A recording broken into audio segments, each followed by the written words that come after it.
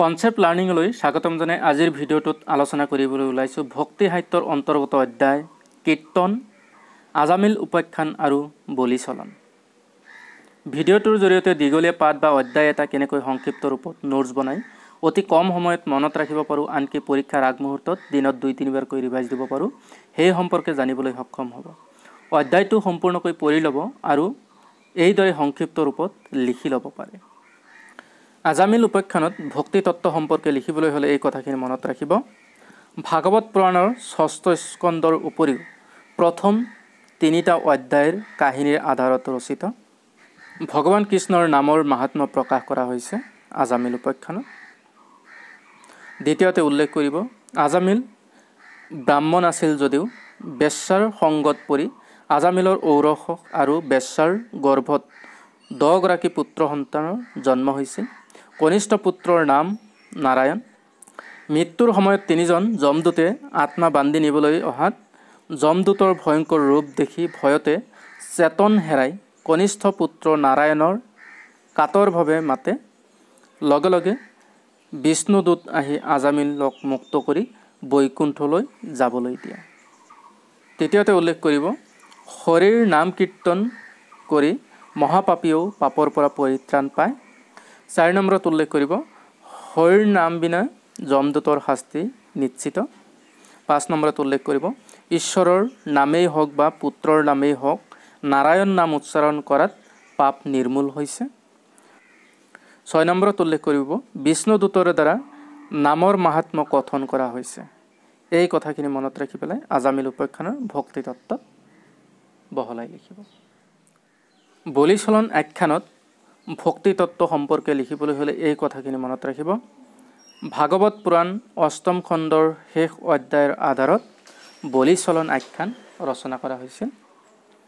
1 নম্বৰত উল্লেখ কৰিব ভগৱানে বামন অৱতাৰ ধাৰণ কৰি দেৱতাসকলৰ মংগলৰ অৰ্থে বলিক চলনা কৰি সুতলপুৰীলৈ পঠিয়ায়। সুতলপুৰীত বলিয়ে সকলো বিষয় বাসনা পৰিত্যাগ কৰি ভগৱানৰ ভক্তিত মন প্ৰাণ সমৰ্পণ কৰে।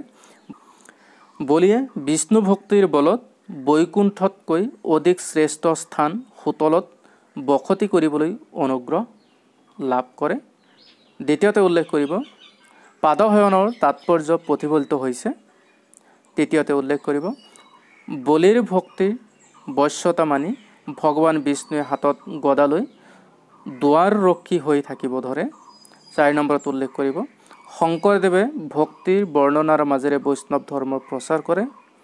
5 নম্বৰত উল্লেখ কৰিব হৰিনাম শ্ৰৱণ কীৰ্তনকে অধিক গুৰুত্ব প্ৰদান কৰা হৈছে। 6 নম্বৰত উল্লেখ কৰিব ভগৱানৰ নাম স্মৰণ শ্ৰৱণ কীৰ্তনৰ মাজেৰে জীয়নো মুক্তি লাভ কৰিব পৰা যায়। এই কথাখিনি বলি চলন আখ্যানত উল্লেখ কৰা হৈছে। আজামিল উপাখ্যান আৰু বলি চলনৰ ৰচনাশৈলীৰ তুলনা ইয়াতে উল্লেখ কৰিব পাৰে এইদৰে। আজামিল উপাখ্যান 1 নম্বৰত ভাগৱত পুৰাণৰ 6ষ্ঠ স্কন্ধৰ 1ম, 2য়, 3য় অধ্যায়ৰ আধাৰত ৰচনা কৰা হৈছে আৰু বলি চলন 8ম স্কন্ধৰ আধাৰত ৰচনা কৰা হৈছে।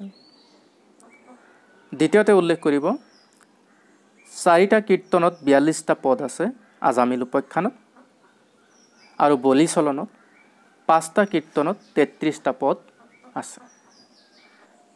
আজামিল আৰু বলি চলনৰ সাহিত্যিক সৌন্দৰ্য বা ৰচনাশৈলী সম্পৰ্কে লিখিবলৈ হ'লে এই কথাখিনি মনত ৰাখিব। 1 নম্বৰত ভাষাৰ লালিত্য, 2 নম্বৰত ভাৱ মাধুৰ্য, 3 নম্বৰত ঘৰুৱা শব্দৰ ব্যৱহাৰ, 4 নম্বৰত পদ, দুলৰি, ছবি আদি ছন্দৰ প্ৰয়োগ, 5 নম্বৰত উল্লেখ কৰিব অলংকাৰৰ প্ৰয়োগ, উপমা আৰু ৰূপক এইবোৰৰ প্ৰয়োগ কৰা হৈছে। 6 নম্বৰত উল্লেখ কৰিব ভক্তিৰসৰ প্ৰাধান্য অধিক। 7 নম্বৰত উল্লেখ কৰিব তৎসম তদ্ভৱ শব্দৰ ব্যৱহাৰ কৰা হৈছে। 8 নম্বৰত উল্লেখ কৰিব থলুৱা শব্দৰ ব্যৱহাৰ কৰা হৈছে। এইকেইটাই আছিল আজামিল আৰু বলি চলনৰ সাহিত্যিক সৌন্দৰ্য নাইবা ৰচনাশৈলী। ইয়াতে সংক্ষিপ্ত ৰূপত লিখা আছে, আপোনালোকে এই পইণ্টছ কেইটাৰ ওপৰত বহলাই লিখি ল'ব। এইদৰে সংক্ষিপ্ত ৰূপত নোটছ বনাই পঢ়িলে পৰীক্ষাৰ আগমুহূৰ্তত নিশ্চয়কৈ দিনত 2-3বাৰকৈ ৰিভাইজ দিবলৈ সক্ষম হ'ব, আনকি পৰীক্ষাত ভাল ফলাফল দেখুৱাবলৈ সক্ষম হ'ব। এই সংক্ষিপ্ত নোট যদি আপোনাৰ পছন্দ হয় তেতিয়াহ'লে ডেছক্ৰিপশ্যনত 2টা লিংক দিয়া আছে, তাৰে পৰা এটা লিংকৰ জৰিয়তে এই পিডিএফটো ডাউনলোড কৰি ল'ব পাৰিব আৰু আনটো লিংকৰ জৰিয়তে সম্পূৰ্ণ ভক্তি সাহিত্য সম্পৰ্কে বনোৱা নোটছৰ পিডিএফ ডাউনলোড কৰি ল'ব পাৰিব। মোক উৎসাহিত কৰিবলৈ চেনেলটো ছাবস্ক্ৰাইব কৰিব, লাইক কৰিব, আনকি আপোনাৰ সহপাঠীৰ লগত শ্বেয়াৰ কৰিব। ভিডিঅ'টো কেনে পালে নিশ্চয় গঠনমূলক দিহা আৰু পৰামৰ্শৰে কমেণ্ট কৰি জনাব। পিছৰ খণ্ডসমূহ চাবলৈ নাপাহৰিব। আজিলৈ সামৰিছোঁ, ধন্যবাদ।